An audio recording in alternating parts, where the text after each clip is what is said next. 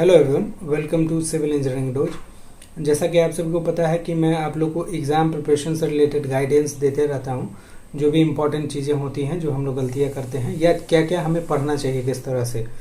पहले भी बहुत सारे वीडियोस मैंने टेक्निकल एग्ज़ाम से रिलेटेड बना के रखा है, आप लोग देख रहे होंगे, या जो नहीं देखे हैं वो देख लें।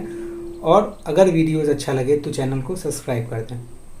अभी क्या है, हाल फिलहाल में मैंने एक वीडियो बनाया था SSC JEE मेंस के लिए, क्योंकि अभी नियरेस्ट एग्ज़ाम जो है 26 को वही है और उससे रिलेटेड मैंने बात करी थी। और अब 2 दिन ही बचा है, तो अभी हमें क्या है कि बहुत सारा मेल वगैरह आ रहा है बच्चों का कि वो लोग, मुझे ऐसा लग रहा है कि अब लास्ट टाइम बचा है तो वो पैनिक करने लग रहे हैं कि अब क्या होगा, कितना मैंने करा है, लेवल ऑफ प्रिपरेशन जो एग्ज़ाम का है उतना मेरा प्रिपरेशन हुआ भी है कि नहीं हुआ है। ये सब तरह का जो है लोग प्रॉब्लम थोड़ा फेस कर रहे हैं और जेन्युइन सा चीज़ है, थोड़ा सा ये होता है। लेकिन क्या है कि अगर हमने प्रिपरेशन करा है, सही में कायदे से प्रिपरेशन करा है, थोड़ा थोड़ा करके जो है, ऐसा नहीं कि 1-2 ईयर का जैसे 17-18 का सिर्फ प्रीवियस ईयर देख के जा रहे हैं, तो ऐसे में काम नहीं बनेगा। मतलब जो बाकायदे तैयारी किए हैं, पढ़े हैं, प्रीवियस ईयर वगैरह लगाए हैं अच्छे से, सेलेक्टेड क्वेश्चन जो IAS से रिलेटेड जो पूछता है वो लोग वो सब लगाए हैं, थोड़ा बहुत टेस्ट सीरीज वगैरह लिखे हैं उस चीज़ के लिए। और सबसे इम्पोर्टेंट चीज़ जो है कि कंसेप्ट क्लैरिटी, क्योंकि SSC में ऐसा नहीं है कि बहुत मतलब तिकरम जैसा क्वेश्चन जो है आ जाएगा JEE वाले एग्जाम में। क्योंकि आप लोग प्रीवियस ईयर देख रहे होंगे तो आपको आइडिया लग गया होगा कि एकदम से ऐसा कोई चीज़ नहीं होगा कि एकदम आ गया आपका। ठीक है, जो आएगा वो ट्रेंड पे ही आएगा। 19 का आपने पेपर देखा था, 19th वाला जो आपने पेपर देखा था, उस पेपर से आपको आइडिया लग गया होगा कि SSC, पहले हम लोग एक्सपेक्ट करते थे क्या कि जैसे पिछले बार जो SFD BMD का क्वेश्चन आया था, वो जस्ट बहुत लोग जो है एक लाइन में भी करके चले, जस्ट एक क्वेश्चन लिखना था और चले आए थे करके। लेकिन वही आप सोच लीजिए कि किस लेवल का पेपर आया था पिछले बार, थ्योरी वगैरह ज़्यादा था, ठीक है, और लोग जो है क्या है, न्यूमेरिकल आ जाता है, सही सही क्वेश्चन जो आप प्रीवियस वगैरह किए हैं, तो एक सॉलिड नंबर मिल जाता है हमें। जैसे 25 नंबर का कॉलम में पूछ दिया तो हम 23 नंबर करीब उठा लिए उसमें। थ्योरी में थोड़ा सा दिक्कत होता है, 15 है तो इन्विजिलेटर वो जो है 8-9 नंबर, 10 नंबर, 11 नंबर तक बढ़िया, ज़्यादा बढ़िया लिखे तो 13 नंबर तक भी पॉइंट वाइज, लेकिन टाइम लग जाता है थ्योरी में। लेकिन न्यूमेरिकल में क्या होता है कि हम लोग कर देते हैं। तो ये सब चीज़ है कि अगर आप एग्ज़ाम ओरिएंटेड जो प्रिपरेशन, जो रिक्वायरमेंट था, जो मैंने गाइडेंस दी थी अभी तक, जिस तरह से पढ़ना चाहिए था, चीज़ों को फॉलो करना चाहिए था, आपने करा है, तो बहुत सारे जो मेरे भी टेलीग्राम ग्रुप के जो मेंबर हैं, वो बहुत अच्छे अच्छे लड़के भी हैं, वो लोग भी थोड़ा पैनिक हो रहे हैं और मेल कर रहे हैं कि मेरा मार्क्स जो है वो टेस्ट सीरीज वगैरह में डिक्रीज कर रहा है और ये सब। तो लास्ट टाइम में क्या है, जब पेपर देते हैं आप तो ऐसे भी पैनिक करने लगते हैं कि सही होगा या नहीं होगा। सबसे बड़ा चीज़ क्या होता है, जब भी बहुत सारी चीज़ों का कि एक्यूरेसी का बोलते हैं कि मेरा एक्यूरेसी गड़बड़ है, मैं ऐसे तो अटेम्प्ट अच्छा ले लेता हूँ लेकिन एक्यूरेसी गड़बड़ है, लास्ट आंसर जो मेरा फाइनल आंसर होता है वो गलत हो जाता है। 16.67 होना था, वहाँ पे जो है 27 आ गया या 39 आ गया, ऐसे करके आंसर। अब आंसर गलत हो गया तो इन्विजिलेटर नंबर जो है उसके अकॉर्डिंग काट लेता है उसमें, तो फिर दिक्कत हो जाता है। जहाँ 20 में 18 मिलना चाहिए वहाँ 11 नंबर मिल जाता है, तो काफ़ी वेरिएशन आ जाता है। तो बहुत लोग बच्चे जो हैं ये मान के चलते हैं कि अगर SFD थोड़ा सा लोग को टफ भी लगता है, कि जो अच्छे से प्रैक्टिस वगैरह नहीं किए हैं, कि हम स्टार्ट कर रहे हैं तो मेरा रिएक्शन में ही गलत हो जाएगा। तो सबसे बड़ा चीज़ क्या है, न्यूमेरिकल सॉल्व करने से पहले आपको खुद में कॉन्फिडेंस रखना पड़ेगा और पेशेंस रखना पड़ेगा कि हम क्वेश्चन के अंत तक जाएंगे और सही करके आएंगे, मतलब मेरा आंसर सही आएगा। पहले ही मान के बैठ जाते हैं कि ये SFD वाला क्वेश्चन है, गलत ही होना है, ठीक है, या BMD वगैरह जो है बना रहे हैं वो गलत ही होना है। RCC में कुछ क्वेश्चन कर रहे हैं, 25 नंबर का होता है तो पक्का मुझे 12-13 नंबर से ज़्यादा मिलेगा नहीं इसमें, चलो कर देते हैं ऐसे करके। तो वो वाला जो मेंटेलिटी है ना, वो नहीं रखना है। फुल कॉन्फिडेंस में रहना है कि पढ़े हैं, बना के आएंगे, सही होगा हमारा, ठीक है। ओवर कॉन्फिडेंट नहीं होना है कि उससे क्या होता है कि जहाँ डेप्थ हमको जो है 50 माइनस करना था, तो क्या होता है कि फ्लो में जो है एकदम, हाँ हमको तो ये पूरा आता ही है, चलो ठीक है, ऐसे। या किसी दूसरे क्वेश्चन के रेफरेंस को लेके भी बहुत लोग सॉल्व कर देते हैं कि कोई प्रीवियस ईयर में आया हुआ क्वेश्चन था, सेम टाइप का क्वेश्चन था, तो उसने 80 लिया था तो इसमें भी हम लोग 80 ले लेते हैं। ऐसा करके नहीं करना है। क्वेश्चन का जो डिमांड होगा, क्वेश्चन बहुत अच्छे से पढ़ना है कि क्या क्या डेटा गिवन है, वो लिख के अच्छे से और समझ के जो पूछा है वही निकालना है, ठीक है। अल्टीमेट पूछा है तो अल्टीमेट निकालना है, और आपका अगर WSM से निकालने के लिए पूछा है तो WSM से निकाल के आना है उसको। क्वेश्चन को कुल मिला के ध्यान से पढ़ना है और तब आपको सॉल्व करना है। और पैनिक करने का कोई चीज़ नहीं है। ये जो लास्ट वाला जो दिन बचा है, 1-2 दिन जो बचता है हमारे पास एग्जामिनेशन से पहले, वो भी कन्वेंशनल एग्जाम, प्री का एग्जाम जो ऑब्जेक्टिव टाइप होता है उसका थोड़ा अलग सीन है।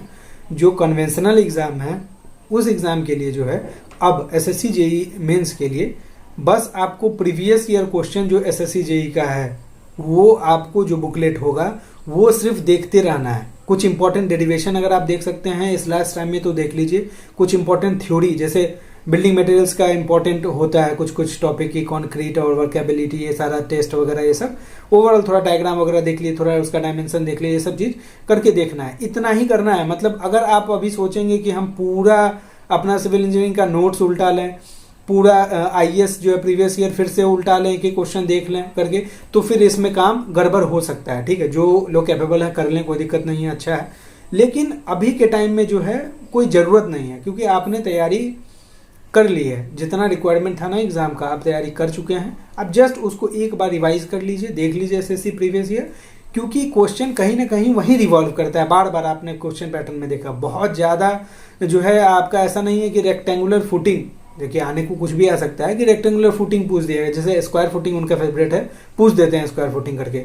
एक फिक्स तरह का उसका स्टेप बाय स्टेप पैटर्न है, आप देखे होंगे, उसको कर देंगे।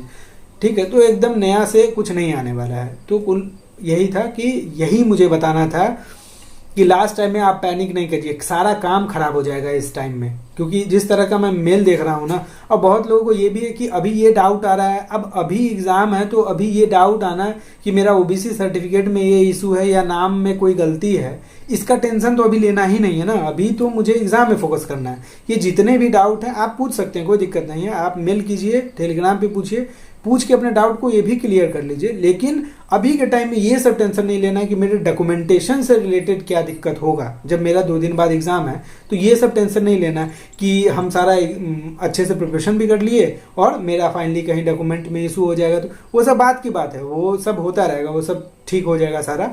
जितना भी मुझे पता है अभी तक के एक्सपीरियंस से, मैं आपको बता दूंगा कि ये चीज़ जो है आपको लगेगा, एफिडेविट का जरूरत हो या जो भी करेक्शन का रिक्वायरमेंट हो वो मैं बता दूंगा। तो फाइनली ये लास्ट वीडियो है मेरा अभी 26 सितंबर से पहले का एसएससी जेईई मेंस के लिए। तो जितने भी लोग हैं कॉन्फिडेंट रहिए कि मेरा एग्जाम अच्छा होगा। जो पैटर्न पे आया, जो प्रीवियस ईयर जिस तरह का, उसी तरह से आना है। कुछ बहुत बड़ा चेंज नहीं होने वाला है। जब आप क्यूकैप पैटर्न में, जिन्होंने बूस्टर वाला भी टेस्ट दिया होगा, थोड़ा सा लोगों को लग रहा है कि क्वेश्चन थोड़ा नहीं बन पाया है उस तरह से, या मार्किंग पहले जैसे आती थी नहीं आ पाई, तो डीमोटिवेट इस कारण से नहीं होना कि मार्किंग नहीं आ पाए। बस आपको वो देखना है कि जो क्वेश्चंस, जो ट्रेंड है, जो क्वेश्चन पूछे जाते हैं वो क्वेश्चन मैंने सही किया कि नहीं किया। अब एसएफडी बीएमडी का क्वेश्चन हम गलत कर रहे हैं, जो ट्रेंड है, तो फिर गड़बड़ है। वो चीज़ आपको थोड़ा सा देख लेना है कि हाँ ये सही मेरा जा रहा है कि नहीं जा रहा है।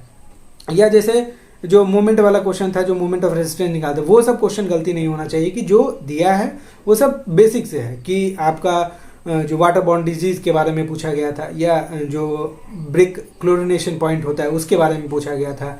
जो कॉन्ट्रैक्ट वाला कुछ मैंने चीज़ें पूछा था कि जो है टर्न की कॉन्ट्रैक्ट और ये सब क्या, क्योंकि उस एरिया में भी धीरे धीरे एसएससी जा रहा है। तो अभी तक सैलवेज डिप्रिसिएशन ये सब पूछ रहा, मैं भी पूछ दे, तो हमको थोड़ा सा आइडिया रखना है कि ऐसे ऐसे भी आ जाए, तो हम कुछ पॉइंट तो लिख पाएँ। और कुछ पॉइंट तो जरूर, मतलब अगर आपके पास टाइम है, थ्योरी टाइप का क्वेश्चन है, 2-4 पॉइंट अपने मन से बना के जो आप जनरल यूज में रखते हैं ना, जो जनरल बेसिक यूज करते हैं, ऐसा नहीं कि पूरा टेक्निकल टर्म ही, टाइम है तो लिख दीजिए, आप 4 पॉइंट बना के लिख दीजिए करके। और सबसे इंपॉर्टेंट चीज, न्यूमेरिकल में एक्यूरेसी पे ध्यान दीजिएगा। अगर एक्यूरेट हुआ ना, आंसर आपका मैच कर गया, 13.34 मिलीमीटर अगर सेटलमेंट है, अगर वो आ गया, तो आपका क्या है, 15 मार्क्स से 14 नंबर फिक्स हो जाता है, 13 नंबर फिक्स हो जाता है। बहुत एज मिलता है उस चीज़ से। इसीलिए आप लोग जो है ध्यान रखिए, अच्छे से प्रिपरेशन कर ही लिए हैं। बस सारे जो भी डॉक्यूमेंट्स रिक्वायर्ड है, एडमिट कार्ड, ये सब जो मैंने कैलकुलेटर के रिगार्डिंग, या पेंसिल पेन, ये सब के बारे में सारा कुछ प्रीवियस वीडियो में बता दिया है। वो सारी चीज़ को एक बार देख लीजिए कि वहाँ पे कोई दिक्कत ना हो एग्जाम से रिलेटेड। और बिंदास आप लोग एग्जाम दे के आइए, सबका एग्जाम अच्छा हो। जितने लोग जिस तरह से एफर्ट दिए होंगे उस तरह का रिजल्ट आपको जरूर मिलेगा। Finally all the best to all the SSC JEE 2020 aspirant.